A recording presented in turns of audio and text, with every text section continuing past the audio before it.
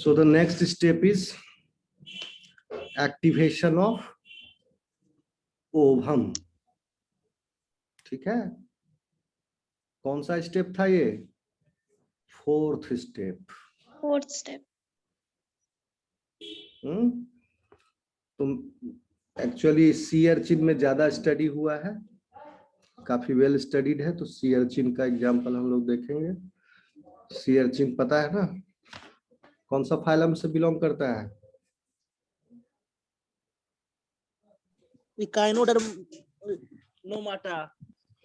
Echinodermata. Yes, echinodermata, इकिनोडर्म्स।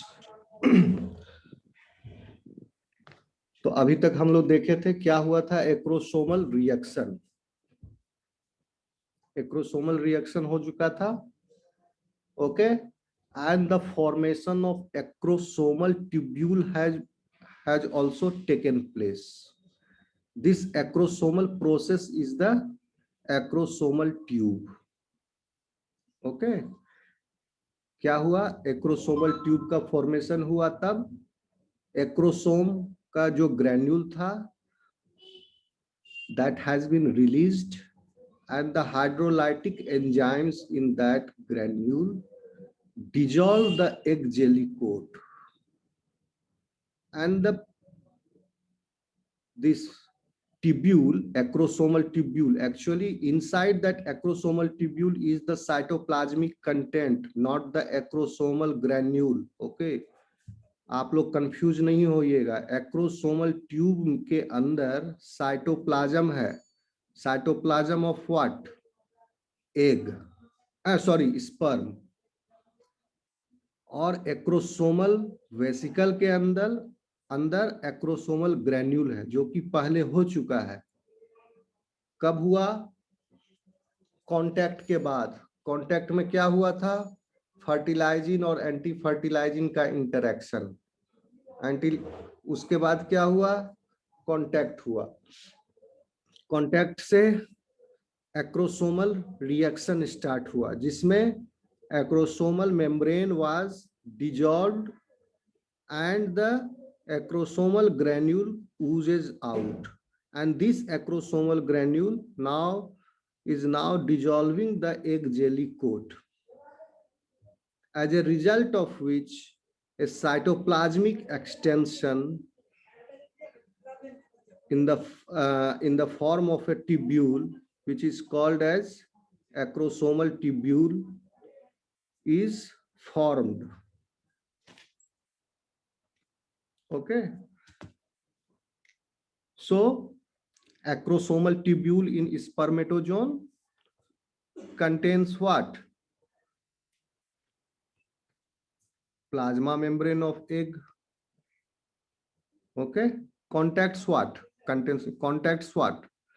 Plasma membrane. ये contact किया plasma membrane of the egg को, and it triggers a sequence of events. कहां पर? Inside the egg. ये egg के अंदर बहुत सारा सीक्वेंस ऑफ इवेंट ट्रिगर हुआ, and because of that activation of ovum occurs. So first prerequisite is the contact of what? Acrosomal tubule with the egg cell surface, और you can say vitelline membrane. तो वाइटलाइन membrane तक कब पहुंचेगा? जब acrosomal granule जो है, जो बाहर एग जेली कोट है, उसको डिजोल्व करेगा। ओके, मैमल के केस में यही जो था वह क्या था? Zona pellucida. Okay, am I clear?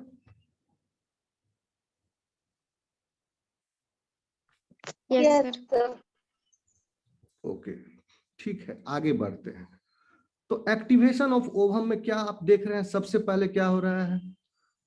यह जो साइटोप्लाज्मिक फ्यूजन हो रहा है, एक्चुअली बेसिकली टच डाउन हुआ यहाँ पर एक्रोसोमल ट्यूब्यूल का, जो कि क्या था? एक्रोसोमल ट्यूब्यूल एक्चुअली स्पर्म का प्लाज्मा मेम्ब्रेन का एक्सटेंशन था और इसके अंदर साइटोप्लाज्म था। And that cytoplasm when fuses with the plasma membrane of egg, यानी plasma membrane of acrosomal tubule fuses with the egg plasma membrane, and the two membranes at the region of contact gets dissolved. As a result of what? The contact between these two surfaces. And thus, egg cytoplasm becomes continuous with that of किसका? Sperm के साथ। Egg का cytoplasm और sperm का cytoplasm दोनों के बीच में bridge का फॉर्मेशन हो गया and it become continuous, it becomes continuous. Okay, अब इसी को बोलते हैं फर्टिलाइजेशन कोन। तो टच डाउन के बाद डिजोल्व हो गया, डिजोल्व के बाद क्या हुआ? द सेकेंड थिंग इज क्या बन गया? सीक्वेंस में याद रखिएगा तो याद रहेगा। तो इसके बाद क्या हो गया? Formation of fertilization cone. ये जो स्ट्रक्चर है, this is the fertilization cone. Okay, now how does this happen? Fertilization cone, आप ये भी कह सकते हैं फर्टिलाइजेशन कोन क्या है? Cytoplasm of the egg which is bulged outwards or forward in the region of cytoplasmic fusion. यहां पर साइटोप्लाज्मिक फ्यूजन हुआ, इसी रीजन में ये बल्ज्ड आउट हो गया and forms a projection of hyaline cytoplasm. Hyaline मतलब ट्रांसपेरेंट साइटोप्लाज्म। यहां पर साइटोप्लाज्म जो है ट्रांसपेरेंट है। So this is known as a fertilization cone. Clear है? कहीं कुछ दिक्कत हो तो पूछ लेना। किसी किसी एनिमल में एक सिंगल भी होता है, कहीं कहीं ये it is like in the form of several pseudopodia over it also.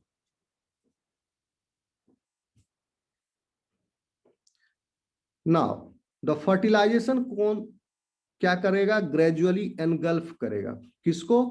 स्पर्मेटोजून को। ये फर्टिलाइजेशन कौन क्या किया? ग्रेजुअली जो है स्पर्मेटोजून को एनगल्फ करेगा।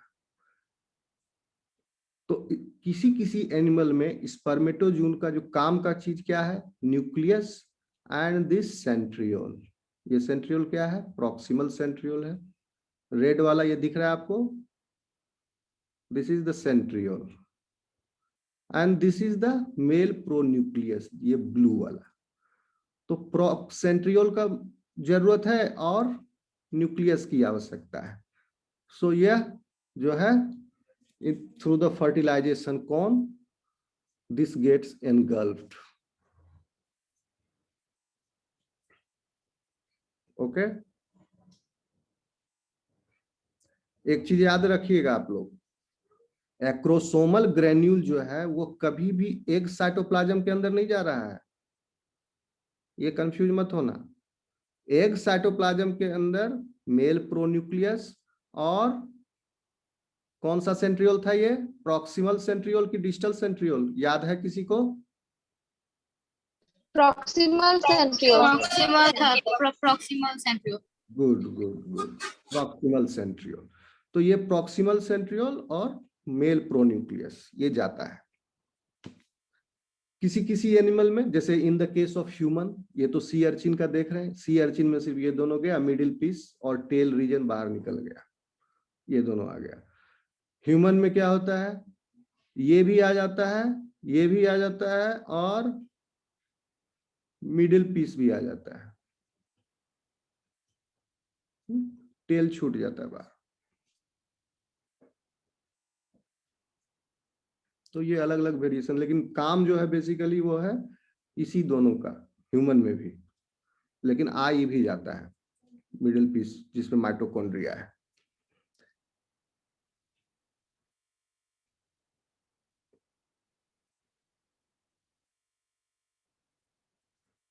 नहीं नहीं नहीं, माइटोकॉन्ड्रिया नहीं आता है, माइटोकॉन्ड्रिया कैसे आएगा? बट ह्यूमन में मिडिल पीस सिर्फ टेल बाहर छूटता है, तो माइटोकॉन्ड्रिया भी आ जाता होगा। थोड़ा डिटेल में इसका देखना पड़ेगा। और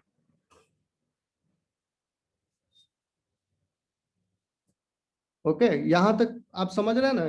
ये सी अर्चिन में हो रहा है, ठीक है। फर्टिलाइजेशन कौन बन रहा है?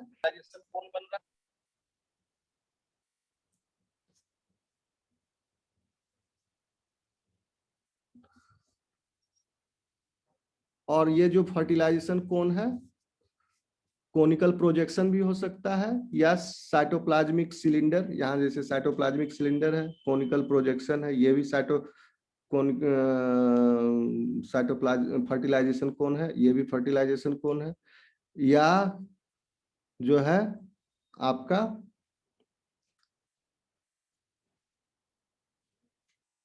सीडोपोडिया भी हो सकता है बहुत सारा यहाँ पर।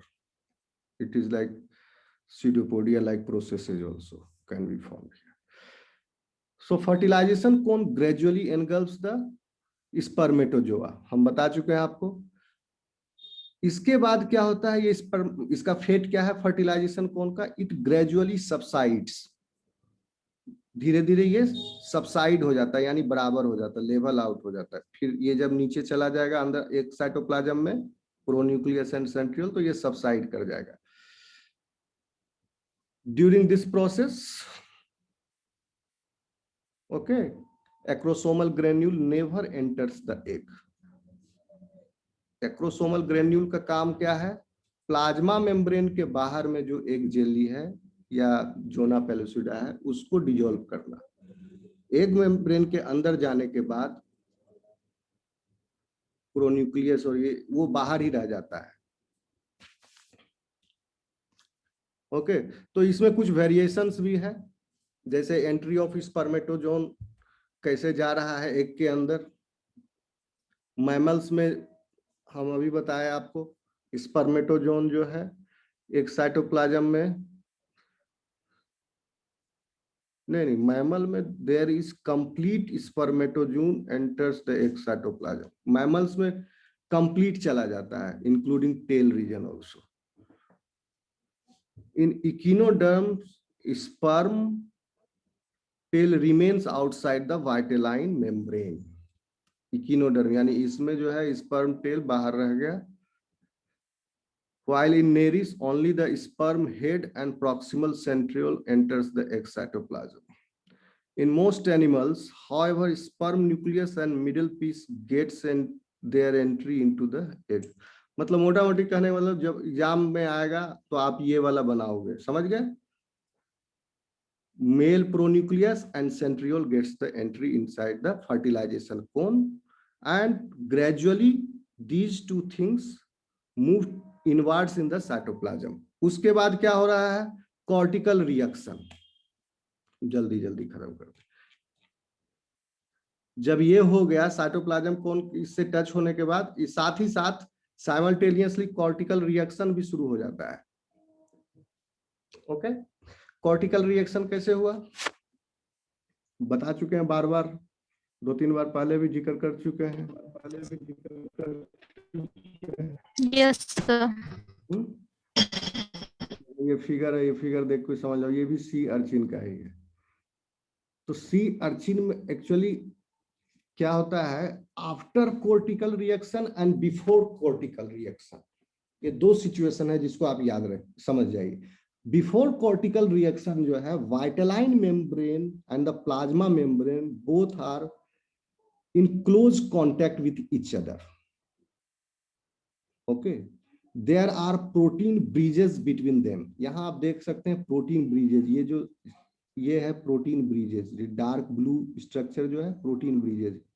ऊपर वाला जो है, ये जो लेयर है, ये वाइटेलाइन मेम्ब्रेन है, and the inner layer is the plasma membrane of the egg. Okay, This is the case of sea urchin. Outer layer is called as vitelline membrane and the inner layer is called as plasma membrane. And there are several microvilli like structures present on the surface. Sir figure clear नहीं हो रहा.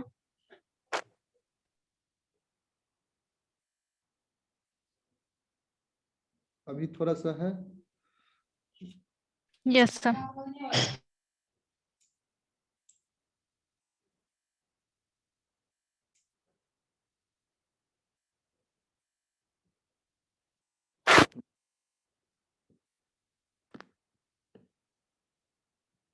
बड़ा नहीं हो रहा. हाँ.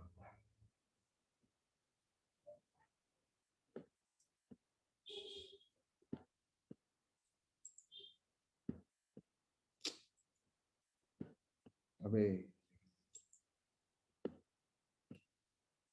अच्छा, ये दिख रहा है, ये क्लियर है. Yes sir.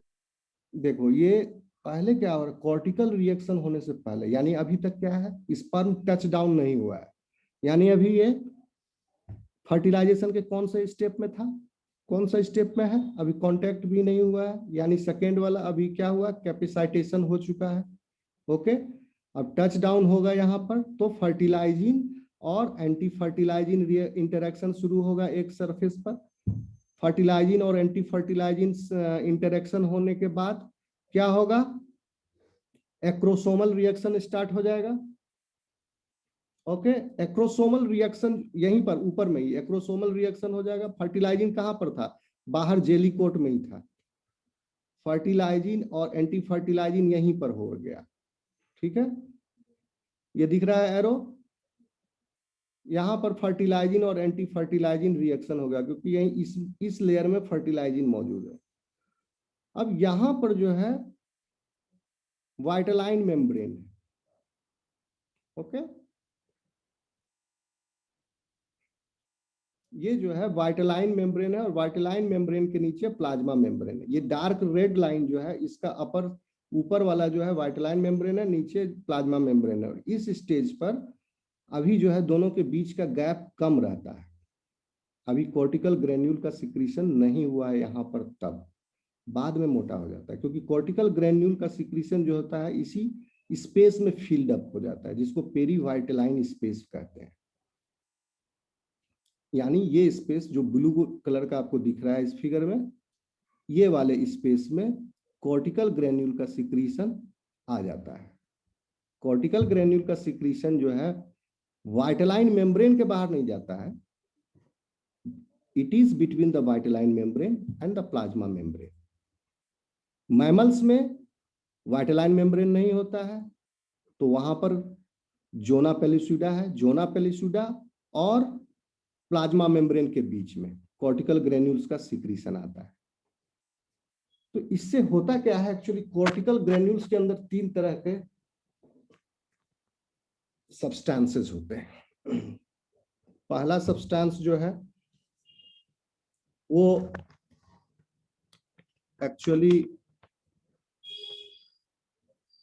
ये जो कॉर्टिकल ग्रेन्यूल है इसका वेस्कुलर पार्ट है, या और आप कह सकते हैं लैमेलर पार्ट, या कह सकते हैं आप स्ट्रक्चरल पार्ट. यानी ये जो वेसिकल है इसमें भी एक मेम्ब्रेन है, लिपिड बाइलेयर है. लिपिड बाइलेयर है तो उसमें लिपिड बाइलेयर का स्ट्रक्चर है and there are structural proteins in that. So एक कंपोनेंट तो ये हो गया. चूंकि ये कॉर्टिकल वेसिकल जो है पूरा फ्यूज करेगा यहाँ पर प्लाज्मा मेम्ब्रेन के साथ, तो इसके टोटल कंटेंट्स फ्यूज करेंगे. तो एक कंपोनेंट तो इस कंपोनेंट का ये है इस वेसिकल का कि स्ट्रक्चरल कंपोनेंट जो कि इसका वेसिकल फॉर्मेशन में या लैमिली का फॉर्मेशन में जो मेम्ब्रेन्स हैं lipid bilayers, those are the things structural component. The second one is कौन सा कंट्रीब्यूट करेगा, रिलीज्ड ग्लोब्यूल्स. या इसके अंदर भी there are small small globules. Okay, so there are two types of contents inside this. Released globules which are transparent. यहाँ पर आप देख सकते हैं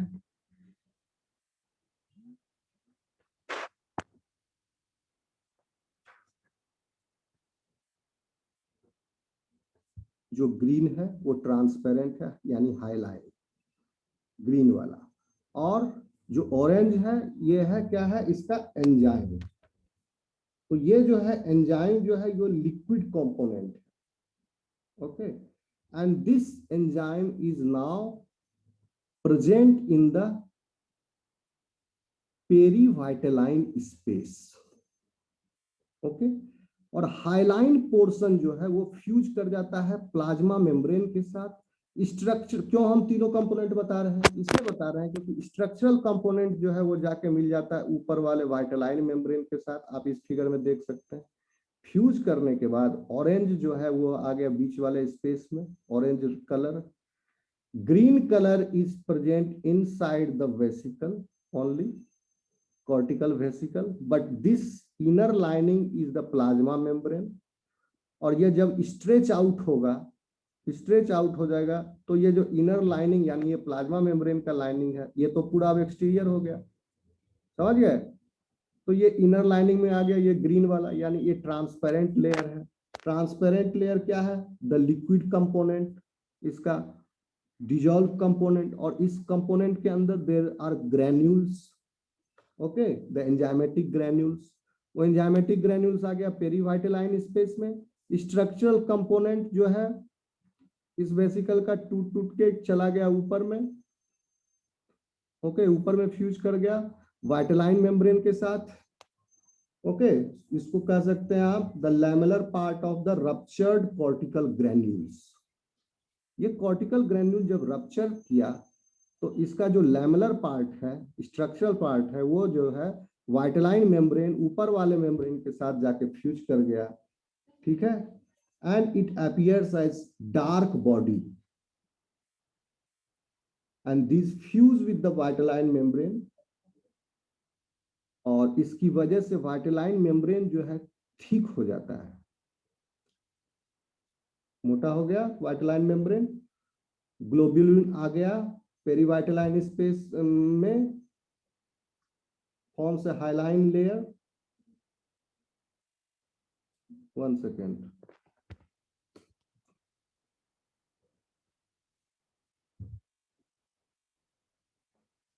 okay, globules fuse together and form a hyaline layer just outside the egg plasma membrane। Hyaline layer जो है वो globules है, वो प्लाज्मा मेम्ब्रेन के जस्ट बाहर आ गया, यहां पर लेयर कर लिया। और जो है लिक्विड कंपोनेंट में जो है आपका कॉर्टिकल ग्रैन्यूल्स है, release granule and cortical granule. ये जो है रिलीज ग्रैन्यूल्स जो है उसमें एंजाइम है, वो पेरीवाइटेलाइन फ्लूइड में आ जाता है। ओके,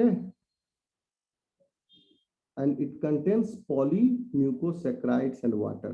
तो एक्चुअली ये होता कैसे है, ये वेसिकल जो है इसका वॉल्यूम बढ़ जाता है, म्यूकोपॉलीसैकेराइड होता है इस लिक्विड कंपोनेंट में। तो लिक्विड कंपोनेंट इसलिए बोलते हैं कि पहले वो ड्राई फॉर्म में होता है, जब वेसिकल ये फ्यूज नहीं किया तो फ्यूज करने से पहले जो वाटर एब्जॉर्ब कर लेता है साइटोप्लाज्म से, तो म्यूकोसैकेराइड जो ड्राई है वाटर एब्जॉर्ब करने के बाद वो स्वेल करता है, वॉल्यूम बढ़ता है, तो स्वेल करके ये रप्चर हो जाता है। ओके,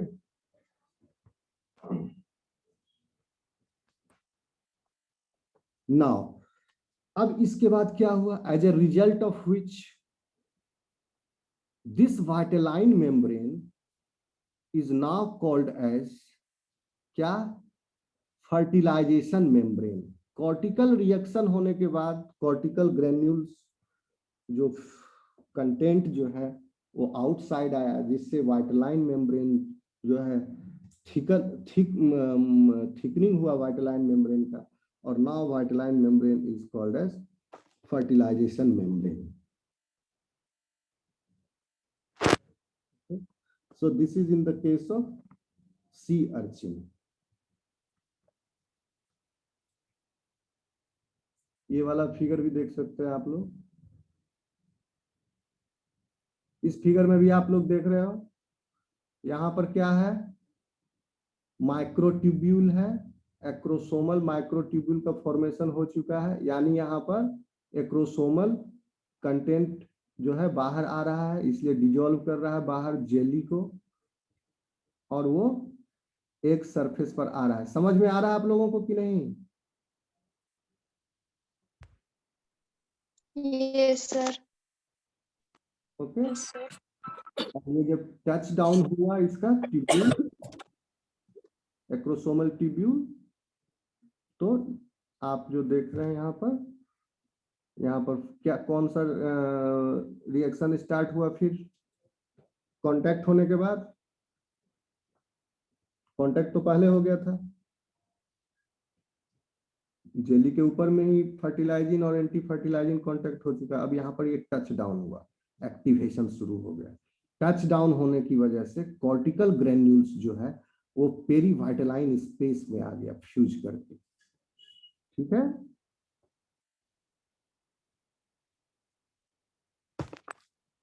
क्लियर है कि नहीं? Yes, sir. साथ ही साथ ये कॉर्टिकल ग्रेन्यूल तो पेरीवाइटलाइन स्पेस में आ रहा है, साथ ही साथ यह भी हो रहा है, हम भी थोड़ी देर पहले बताया कि cytoplasm of the sperm and the cytoplasm of egg is becoming continuous now. ये दोनों डिजोल्व कर गया और यहाँ पर फर्टिलाइजेशन कोन का फॉर्मेशन हो गया। इस फोटो में दिखाए थे, ये फर्टिलाइजेशन कोन बन गया।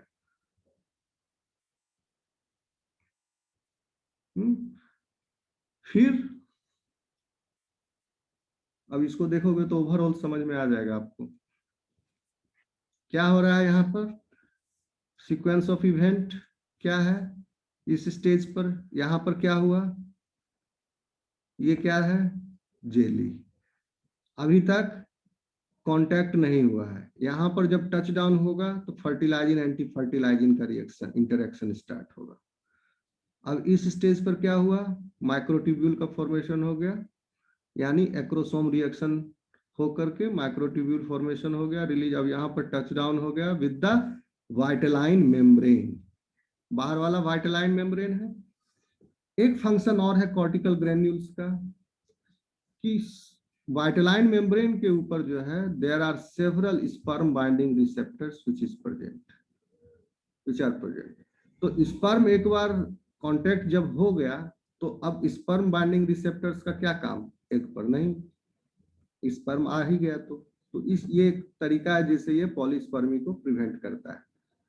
तो कॉर्टिकल ग्रेन्यूल्स जो है एंजाइमेटिक एंजाइम्स होते हैं उसमें, so they hydrolyze these sperm binding receptors which are present on the vitelline membrane. तो धीरे धीरे अब आप देखोगे यहाँ से रिलीज होने के बाद अब स्पर्म बाइंडिंग रिसेप्टर्स जो है गायब होते गया, कम होते गया। और एक बार पहले तो लोकली हुआ, वहीं पर कॉर्टिकल ग्रेन्यूल का सिक्रीशन हो गया, उसके बाद पूरे जो है एग के सरफेस पर चारों तरफ छा जाता है इन ऑल डायरेक्शंस, चारों तरफ, क्योंकि कॉर्टिकल रीजन में पूरे चारों तरफ अंदर में कॉर्टिकल रीजन में ग्रेन्यूल्स है, कॉर्टिकल ग्रेन्यूल्स 3 डायमेंशनली सोचो। फिर एक बार ये रिलीज आउट हो गया, यानी किसी भी डायरेक्शन में स्पर्म एक बार टच हो गया, आगे से पीछे से नीचे से ऊपर किसी भी डायरेक्शन में, कोई स्पेशल जगह नहीं है इसका क्योंकि सी अर्चिन और ये सब में माइक्रोपाइलस होता है तो इसमें इसका डायरेक्शन है, but in the case of mammal किसी भी डायरेक्शन में उसका टच डाउन होगा। ओके, तो जब जिस भी डायरेक्शन में टच डाउन होगा वहां पर कॉर्टिकल ग्रेन्यूल्स का सिक्रीशन पहले उस लोकल रीजन में हो गया, then it spreads out in the whole perivitelline space में पूरा हो गया। अब आप देखेंगे यहाँ पर क्या हो रहा है, इस स्टेज पर फॉर्मेशन ऑफ फर्टिलाइजेशन कोन हो रहा है ना, फॉर्मेशन ऑफ फर्टिलाइजेशन कोन, और इसके बाद अब फर्टिलाइजेशन कोन से स्पर्म न्यूक्लियस अंदर हो गया।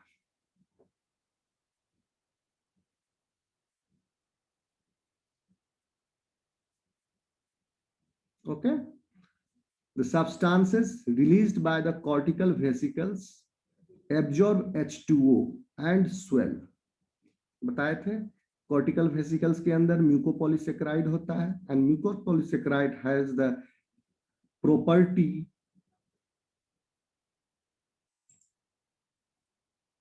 रिकॉर्डिंग चल रहा है। Has the property to absorb H2O and swell. Okay, mucopolysaccharide जहां होगा आप जान लो कि उसमें प्रॉपर्टी होता है, आपके नाक में म्यूकोपॉलीसैकेराइड होता है, देख तो सूख जाता है तो सॉलिड हो जाता है, और जब थोड़ा सा ताजा ताजा बनता है तो ज्यादा लिक्विडिफाइड होता है, और वाटर एब्जॉर्बेशन इसका काफी ज्यादा होता है, एंड उसके बाद स्वेल करता है। रेजिन उसी टाइप का मटेरियल है, यहाँ भिंडी में भी म्यूकोपॉलीसैकेराइड होता है, वो भी पानी सोखता है, उसी टाइप का मटेरियल है, नॉट द सेम कंपाउंड, उसी टाइप का मटेरियल बायोमोलिक्यूल है। And raise the vital, swell करने की वजह से वाइटलाइन मेम्ब्रेन को ऊपर उठा दिया, और इस वाइटलाइन मेम्ब्रेन में जो है इसका कौन सा पोर्शन है, lamellae portion, structural component, and the vitelline membrane gets hardened, and to the plasma membrane which portion is added, hyaline portion which is present in the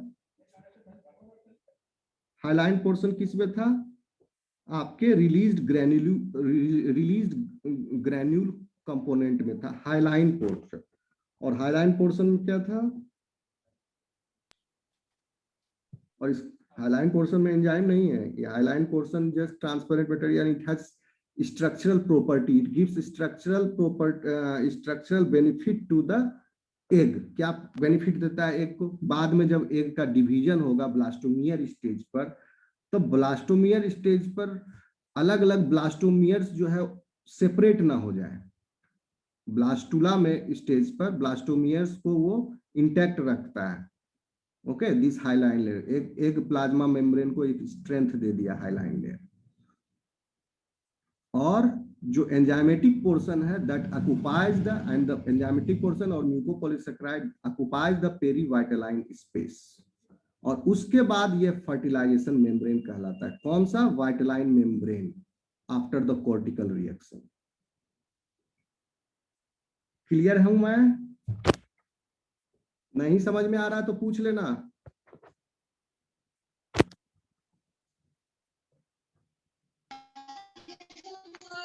excuse me sir, एक बार फिर से एक्सप्लेन कीजिएगा last वाला।